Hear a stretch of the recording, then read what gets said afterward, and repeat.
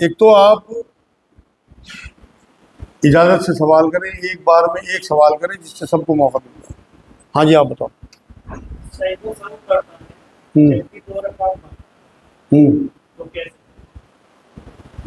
سجدہ سہو کرنا ہے تو سجدہ سہو تو لاسٹ میں ہوگا میرے بھائی۔ اگر سجدہ سہو آپ کو کرنا ہے وہ تو لاسٹ میں، اس کا طریقہ وہی ہے جو علماء دین نے بتایا، نبی صلی اللہ علیہ وسلم کی سنت ہے۔ ایک سلام پھیرنے کے بعد آپ پھر اتحیات پوری کرنے کے بعد ایک سلام پھیرنے کے بعد آپ 2 بار سجدے میں جائیں گے، اور اس کے بعد پھر اپنی دوبارہ اتحیات پڑھ کے پوری نماز کر کے پھر سلام پھیریں گے، سجدہ سہو ہوا۔ ہاں جی مفتی طارق مسعود صاحب آج کل خبروں میں ہیں، انہوں نے 4 شادی کی ہیں، کیا آپ زیادہ شادی کے حق میں ہیں؟ مجھے کیوں پھنسوا رہے یار، میں نے کیا کرا؟ ان کا سوال یہ ہے مفتی طارق مسعود صاحب آج کل خبروں میں ہیں، انہوں نے 4 شادیاں کی، میں کیا زیادہ شادیوں کے حق میں ہوں؟ نہیں بھائی، میں زیادہ شادیوں کے حق میں نہیں ہوں، کیونکہ میں اپنے اللہ کے ساتھ ہوں۔ اللہ رب العزت نے قرآن میں جہاں شادی کی اجازت دی ہے وہاں یہ کہا ہے کہ 1 2 2 3 3 4 4 شادیاں کرو اپنی پسند کی، لیکن اگر تم انصاف نہ کر سکو تو تمہارے لیے ایک ہی کافی ہے۔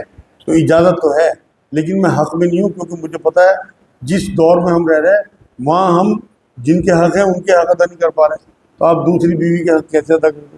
پہلے بڑے متقی اور پرہیزگار لوگ ہوتے تھے، وہ حق ادا کر دیتے تھے، آج کس طرح حق ادا ہوں گے؟ تو اس لیے ایک ہی کافی ہے میرے بھائی۔ دیکھو میں آج آپ کو ایک بات بتاؤں، نبی اکرم صلی اللہ علیہ وسلم نے بھی ایک ہی شادی کی۔ آپ اٹھا کے دیکھیں لائف 24 سال سے لے کے 50 سال کی عمر تک ایک بیوی کے ساتھ گزارا کیا، جو اصل آدمی کی زندگی ہوتی ہے۔ نبی اکرم صلی اللہ علیہ وسلم کی باقی جو 10 شادی ہیں نا، وہ نبی کی اس عمر میں ہیں جن میں آدمی کا سیکس ختم ہو چکا ہوتا ہے۔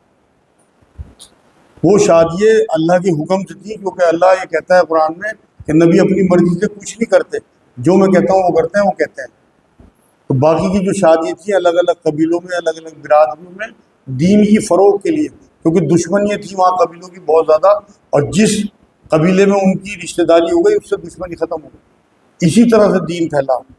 جو لوگ اللہ کے رسول صلی اللہ علیہ وسلم پہ اس طرح کی الزام لگاتے ہیں وہ اللہ کے ہاں حساب دیں گے اس بات کا، کیونکہ آپ اپنی لائف دیکھ لو نا، جو 50 60 سال کے لوگ ہیں ان کی کیا اندر کیا حالت ہے، ان کی کہاں سیکس رہ جاتا ہے، کہاں چاؤ رہ جاتی ہے۔ حالانکہ مرد جو ہے وہ اندر سے جوان ہی رہتا ہے، مگر اس کی جسمانی خواہش جو ختم ہو جاتی ہے۔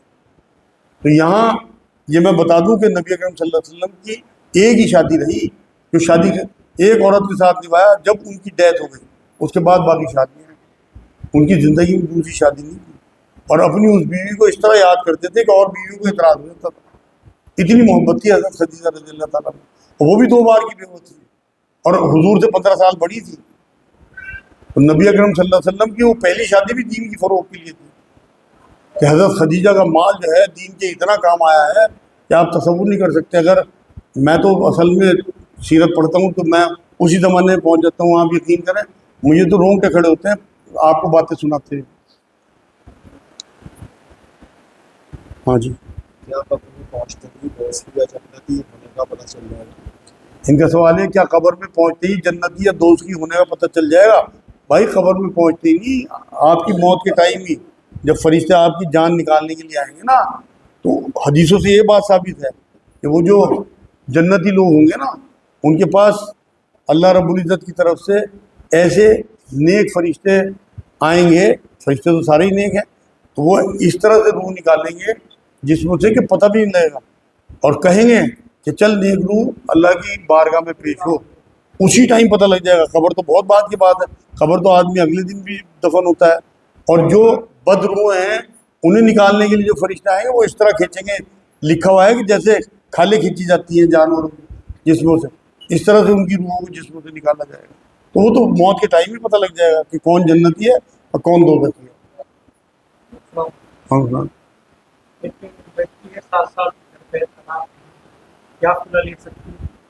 ان کا سوال یہ ہے لڑکی 7 سال سے گھر پہ ہے کیا خلا لے سکتی ہے؟ بالکل بھائی، پہلے دن ہی لے سکتی ہے، 7 سال تو بہت لمبی مدت ہو گئی۔ اللہ رب العزت نے جس طرح مرد کو طلاق دینے کا اختیار دیا اسی طرح عورت کو طلاق لینے کا بھی اختیار دیا۔ سورہ نساء میں اللہ رب العزت نے یہ بات کہی کہ اگر تم لوگوں میں آپس میں نہیں بنتی، اس آیت کا مفہوم ہے، تو اللہ نے لالچ سب کے دلوں میں رکھا، تو ایک دوسرے کو کچھ دے کے اور معاملہ طے کر لو۔ اگر وہ اپنا مہر چھوڑ دے یا اپنی جائیداد میں سے کچھ دے کے اپنے ہسبینڈ کو کچھ لالچ دے کے اس سے خلا لے سکتی ہو تو لے، اور اگر وہ خلا نہیں دیتا تو دارالقضا ایک ادارہ ہوتا ہے، سب جو ضلع ہیں یا اسٹیٹس ہیں ان میں ہے، ہمیں کیونکہ معلوم نہیں، اس لیے ہماری بچیاں سڑ رہی 10 سال سے، ان کے ہسبینڈ انہیں چھوڑتے نہیں، ٹارچر کرتے رہتے ہیں، ذہنی طور پہ بھی انہیں بیمار کر دیا، جسمانی طور پہ بھی بیمار کر دیا. تو دارالقضا میں جب آپ اپلیکیشن دیں گے تو وہاں قاضی ہوتے ہیں، وہ نکاح کو ختم کرا سکتے ہیں. تو اس لیے بالکل اسے اجازت ہے، اگر اس کا شوہر اسے پسند نہیں ہے. نبی اکرم صلی اللہ علیہ وسلم کے پاس ایسے کیس آئے، عورتوں نے شکایت کی کہ نبی میرا اس سے مزاج نہیں ملتا اپنے ہسبینڈ سے، تو حضور نے اس سے کہا کہ دیکھ اللہ رب العزت کے نام پہ تم اکٹھے ہوئے، اگر نبھا سکے تو نبھا لے. تو ایک لیڈی نے تو کہا کہ حضور میں نبھاؤں گی، ایک نے کہا کہ نہیں میں نہیں نبھا سکتی، تو حضور نے اس کا نکاح ختم کرا دیا. میسیج آتے رہتے ہیں، 10 لوگوں کو یہ میسیج بھیجو آگے خوشخبری ملے گی، کیا؟ بڑا اہم سوال ہے. میرے پاس اس طرح کے میسج آئے کئی بار کہ وہ جو اسے آگے نہیں بھیجے گا اس پہ کوئی بری خبر آنے والی ہے، کوئی آگے بھیجے گا تو کوئی خوشخبری آنے والی ہے، اور نبی کی کوئی حدیث لکھ دیں گے یا کچھ قرآن کی کہ حضور نے خواب میں آگے بتایا. یہ بہت بڑا گناہ ہے، بہتان ہے نبی اکرم صلی اللہ علیہ وسلم پہ. اور حضور نے فرمایا جو مجھ سے جوڑ کے کوئی جھوٹ پھیلائے وہ اپنا ٹھکانہ بہت جہنم بنا لے. تو اس طرح کے میسج آپ آگے نہیں بڑھانا چاہیے، بلکہ لعنت کرو ایسے لوگوں پہ اور اسے ڈیلیٹ کرو میسج کو. اس طرح کی باتیں اسلام میں نہیں ہیں، یہ بیکار کی باتیں لوگوں نے اڑائی ہوئی ہیں. آپ کیا کمپنی سے بونس بخشش یا اوور ٹائم دینا ٹھیک؟ ان کا سوال یہ ہے کیا کمپنی سے بونس بخشش یا اوور ٹائم لینا ٹھیک ہے؟ بالکل ٹھیک ہے بھائی. جب آپ وہاں محنت کر رہے ہیں اور کمپنی کو آپ کی وجہ سے فائدہ ہے تو آپ کا حق ہے. اگر وہ سبھی انہیں اپنے جو امپلائی ہیں انہیں بونس دے رہے ہیں تو بالکل آپ مل جائے. ہاں جی.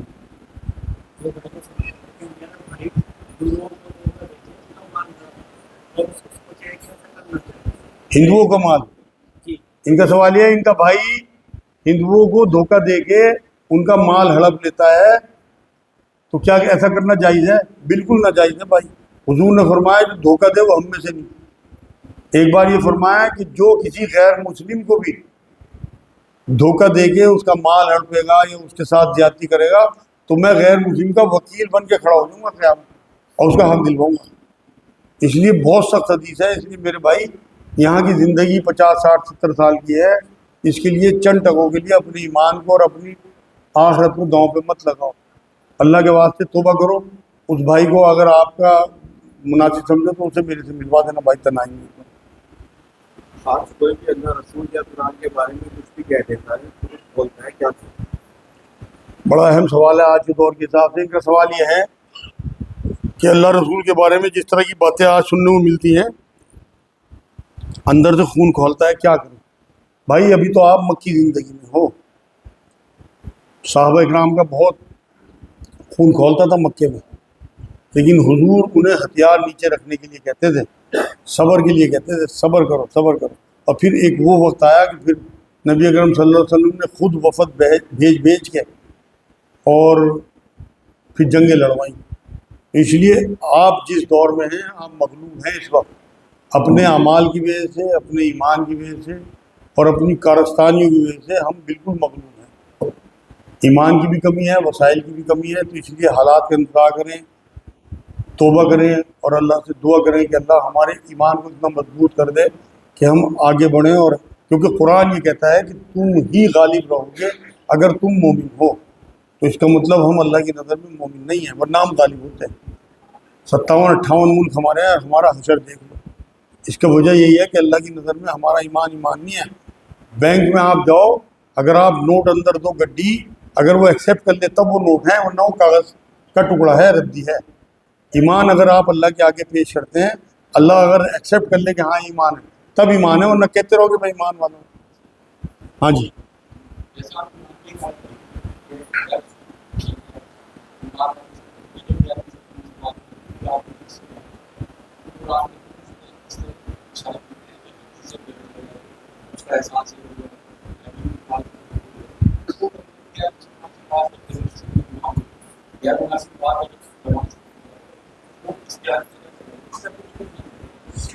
ان کا سوال یہ ہے کہ قرآن یہ کہتا ہے کہ غیر مسلم سے بات کرتے ہوئے آپ جو ہیں وہ اپنا لہجہ نرم رکھیں اگر کسی سے بات کرتے ہوئے سخت لہجہ ہو جائے تو کیا پکڑ ہوگی غلطی سے؟ اگر سخت لہجہ ہو جائے، پہلے تو آپ نے خود ہی کہا کہ اگر خطا سے ایسا ہو جائے تو خطا تو اسلام میں معاف ہے۔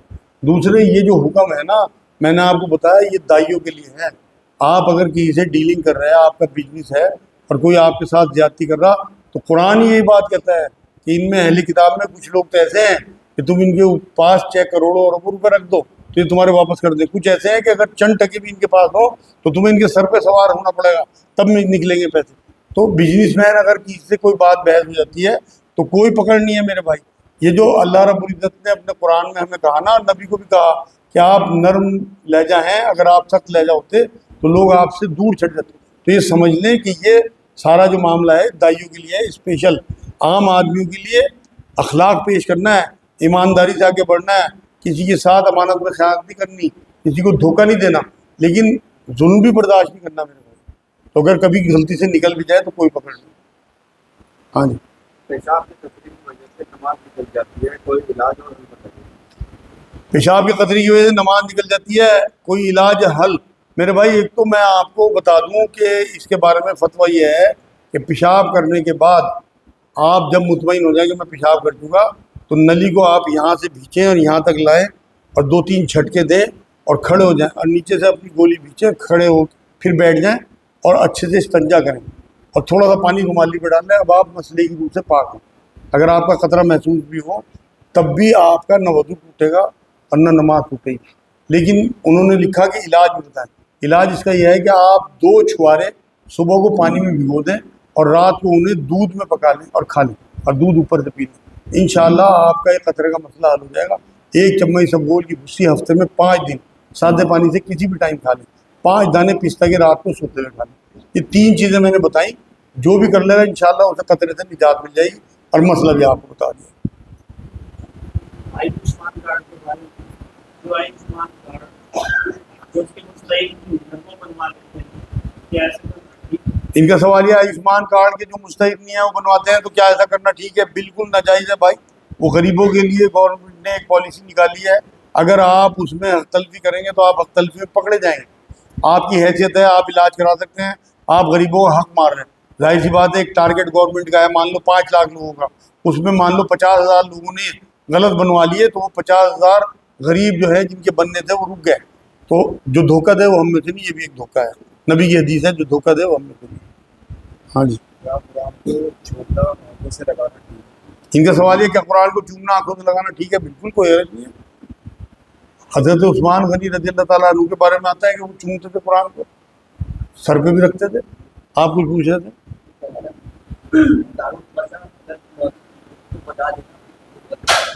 ان کا یہ کہنا ہے کہ دارالقضا اگر مجھے معلوم ہو تو میں بتا دوں کہاں کہاں ہے۔ ایک تو بڑھیا میں ہے بھائی، اور ایک پھلت میں ہے، دہرادون میں ہے، دلی میں ہے۔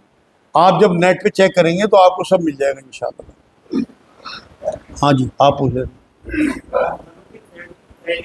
سڑک پر ملی، ہاں، اس کو ہم نے یوز کر دیا اور اس کا جو لگا ایسا اندازہ اس کو ہم نے سر کر دیا، کیسے کرنا ٹھیک ہے؟ اچھا، ان کو پھلوں کی تھیلی ملی، اسے انہوں نے دیکھا کسی کی رہ گئی ہوگی تو انہوں نے اسے یوز کر لیا، پیسہ اس کا صدقہ کر دیا، تو کیا ایسا کرنا ٹھیک ہے؟ بالکل ٹھیک ہے بھائی۔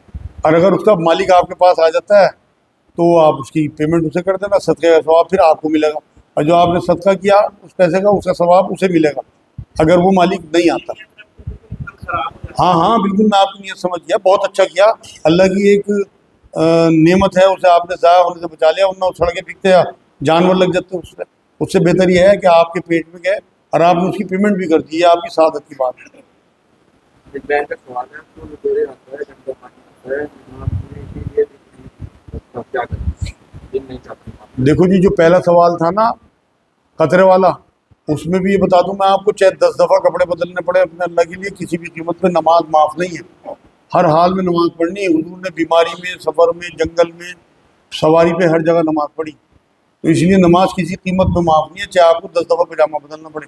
اسی طرح ان بہن کا سوال ہے، لیکوری آتا ہے، چاہے آپ کپڑا لگا کے رکھیں، اگر آپ اس کے علاج کے باوجود بھی ٹھیک نہیں ہو پا رہی تو لیکوریا کی نمازیں معاف نہیں ہیں میری بہن، حیض کی نمازیں معاف ہیں شریعت میں۔ تو اس لیے ہر حال میں آپ علاج کریں، اور مناسب سمجھیں تو ہمارے یہاں آ جائیں نمبر لے کے، انشاءاللہ جو ہم سے بن پڑے گا ہم کریں گے.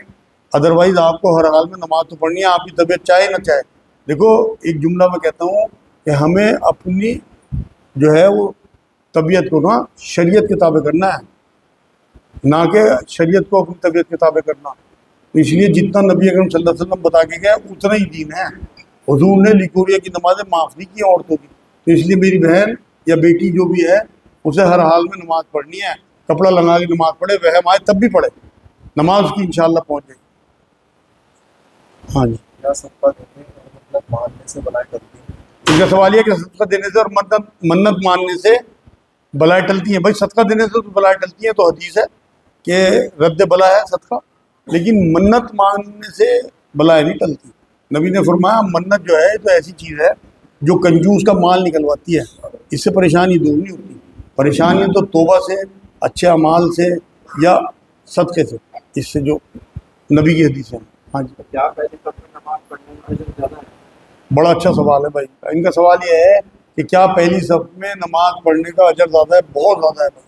نبی نے تو ایک بار یہ بات فرمائی کہ اگر تمہیں پہلی صف میں نماز پڑھنے کا اجر پتہ لگ جائے تو تم قرآن اندازی کرو پہلی صف میں کھڑے ہوں. لیکن یہاں یہ بات میں بتا دوں کہ جس چیز کا اجر زیادہ ہوتا ہے اس کا پروٹوکول بھی ہوتا ہے. آپ وقت سے پہلے پہلی صف میں پہنچ گئے، ایسا نہ ہو آپ سلام پھیرتے ہی جو پچھلے نمازی ہیں ان کی کندھے لانگ لانگ کے آپ باہر نکل جاؤ. ویٹ کرنا پڑے گا آپ کو نکلنے کے لیے. جو پچھلے نمازی ہیں ان کی احترام اور احتیاط کرنی پڑے گی. پہلی صف کا اجر آپ کو تبھی ملے گا. ایسا نہ ہو پہلی صف میں نماز پڑھ لی اور اس کے بعد دوسروں کو اذیتیں دے رہے یا ان کے سامنے سے گزر رہے یا کوئی نماز پوری کر رہا ہے اس کے سامنے کھڑے الٹے ہوئے کہ سلام پھیرے تو میں نکلوں، اس کا سلام پھیرنا مشکل ہو جاتا ہے. آپ خود دیکھو آپ کے سامنے کوئی آگے کھڑا ہو جائے، نماز میں ہوتا ہوگا سب کے ساتھ، تو کیسی مصیبت سی پریشانی سی محسوس ہوتی ہے. تو اس لیے جس کی جیسے اجر اس کا ویسا پروٹوکول. بیٹی کو بدائی کے سمے قرآن کے سائے میں ودا کرنا ٹھیک ہے؟ ان کا سوال یہ بیٹی کو قرآن کے سائے میں ودا کرنا ٹھیک ہے؟ کوئی حرج نہیں ہے میرے بھائی، بالکل کر سکتے ہیں. قرآن ایک اللہ کا ایسا کلام ہے تو، لیکن اسے کر نہیں بنانی کہ ہر آدمی یہ سوچے کہ اس کے بنا ایمان ہی مکمل نہیں ہوگا یا ہماری بچی کو اس کے بنا سکون ہی نہیں ہوگا، تو یہ تو سب بدعت بن جائے گی. لیکن ویسے کوئی کرتا ہے تو کوئی حرج نہیں. کیا ریاست کا حصہ انسان بانٹ سکتا ہے یا کچھ اولاد کو؟ ہاں بتاؤ.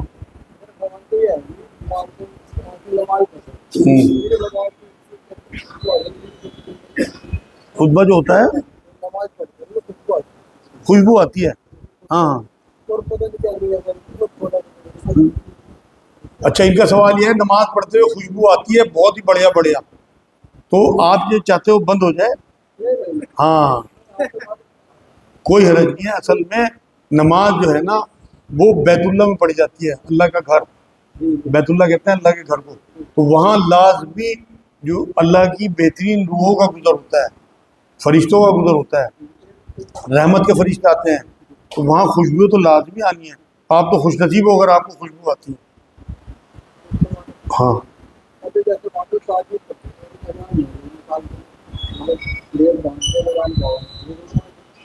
ان کا سوال ہے تہجد کی نیت کی، ادھر سے اذان کی آواز آنے لگی تو کیا نماز ہو جائے گی؟ بالکل ہو جائے گی. آپ کی نماز کتنے 2 منٹ کی ساری ہوتی ہے، 2 رکعت آپ پوری رکعت کر لو، اس کے بعد پھر فجر کے لیے سنتیں پڑھ لو. ہاں جی.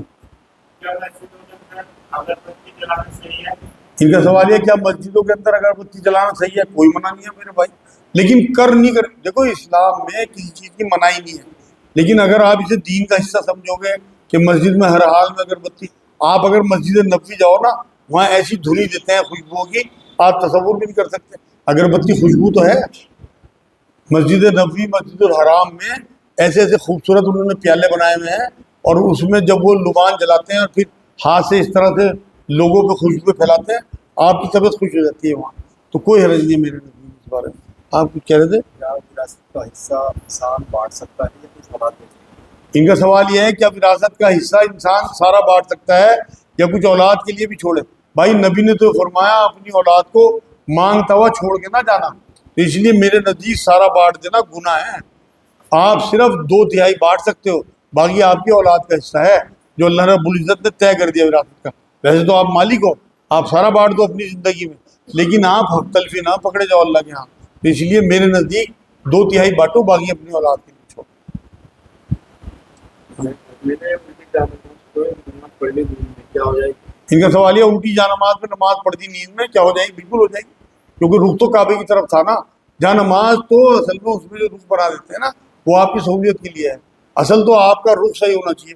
جہاں نماز نہیں بھی ہو، پہلے کون سی جہاں نماز تھی؟ غریب صحابی تھے، کپڑا بھی نہیں تھا بچھانے کو، ایسی زمین پہ نماز پڑھ دیتے، صاف ستھری دیکھی نماز پڑھ دی، تو اس سے کوئی فرق نہیں پڑتا.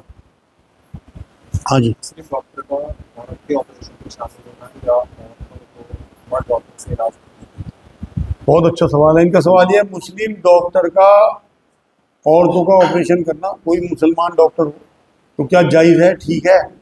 اور اسی طرح مسلمان عورتوں کا مرد ڈاکٹر سے علاج کرانا ٹھیک، دونوں ٹھیک ہیں بھائی.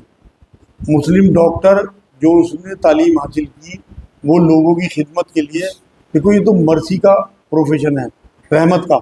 اگر وہ واقعی اس نیت سے کسی عورت کو ہاتھ لگا رہا، آپ یقین کریں کوئی فرق نہیں پڑتا دین کو. اگر اس کے اندر فطور ہے تو اس کی پکڑ ہو جائے گی اللہ کے ہاں. غیر ضروری عورتوں کو چھونا، کوئی ڈاکٹر ہو جائے، اگر مان لو میری کرسی پہ بیٹھ کے مجھے پتہ لگ گیا کہ اسے یہ بیماری ہے، اس کے بعد بھی میں اس بچی کا یا اس عورت کا ہاتھ پکڑ کے اور پھر چیک کروں اپنے اندر غلاظت اور گندگی کی وجہ سے، تو میری پکڑ ہو جائے گی. دیکھو میں آپ کو مثال دوں، جہاد میں جب نبی کریم صلی اللہ علیہ وسلم جاتے تھے تو اپنے ساتھ عورتوں کو لے کے جاتے تھے جو مردوں کی مرم پٹیاں کرا کرتی تھی. حالانکہ شریعت میں کتنی سختی تھی، اس وقت نبی اکرم صلی اللہ علیہ وسلم کبھی کسی عورت کو ہاتھ نہیں لگاتے تھے، لیکن وہاں عورتیں ساتھ لے جاتے تھے جو ان کی مرم پٹیاں کرتی تھی. تو اس لیے عورتوں کا مرد ڈاکٹر سے علاج کرانا بھی چاہیے اور مرد ڈاکٹر کا عورت کا علاج کرنا بھی چاہیے. ہاں جی. جناب کا غسل فوراً کریں یا بعد میں؟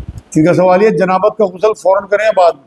دیکھو ایک بار مائی عائشہ رضی اللہ تعالیٰ عنہ سے ایک صحابی نے سوال کیا کہ نبی اکرم صلی اللہ علیہ وسلم جنابت کا غسل فوراً بعد میں، تو انہوں نے یہی جواب دیا کہ حضور کئی بار ایک دم فرما لیتے تھے اور کئی بار دیر سے فرماتے تھے، لیکن یہ طے ہے بات کہ نماز سے پہلے پہلے آپ کو غسل کرنا ہے. نبی اکرم صلی اللہ علیہ وسلم نے ایسا بھی کیا ہے کہ سحری اسی حالت میں کھائی اور بعد میں غسل کر کے نماز پڑھی. کھانے تک بھی ٹھیک ہے لیکن نماز آپ کی قضا نہیں ہونی چاہیے، پھر یہ آپ کے لیے ببال جان بن جائے. اسی طرح سے ایک اور سوال انہوں نے کیا کہ وطر حضور عشاء کے ساتھ پڑھتے تھے یا آخری وقت میں، تب بھی انہوں نے یہی جواب دیا کہ نبی اکرم صلی اللہ علیہ وسلم نے کئی بار وطر عشاء کے ساتھ بھی پڑھے اور آخری وقت میں. تو یہ سب امت کی سہولیت کے لیے نبی کی تعلیمات جو ہیں وہ ہماری ماں عائشہ سمجھا کے گئی ہمیں رضی اللہ تعالیٰ عنہ، تو ان سے فائدہ اٹھانا چاہیے. دونوں طریقے سے جائز ہے. آپ جب حضور کے سامنے بات آئی تو حضور نے کہا ہاں کوئی حرج نہیں، اگر تم بعد میں بھی نہا لو لیکن وضو کر لیا سو جایا کرو، کوئی حرج نہیں. ہاں جی. کیا موبائل میں قرآن شریف پڑھ سکتے ہیں؟ ان کا سوال ہے کیا موبائل میں قرآن شریف پڑھ سکتے ہیں؟ بالکل پڑھ سکتے ہیں بھائی. ٹیکنالوجی سے فائدہ اٹھانا آج جو ہے آپ کے لیے بہت فائدہ مند یہ ہے کہ آپ بس میں ہیں، ٹرین میں ہیں، کہیں اور بیٹھے، آپ بالکل موبائل میں نماز وہ قرآن پڑھ سکتے ہیں. لیکن قرآن کی کتاب کی اہمیت ختم نہ کرنا، اپنے گھروں میں اور مسجدوں میں کتاب ہی لے کے بیٹھنا، کیونکہ کتاب جو ہے یہ اللہ کے رسول کی سنت ہے. ٹھیک ہے بھائی. آپ ویسے سفر میں ہو تو کوئی نہیں، منع کوئی نہیں.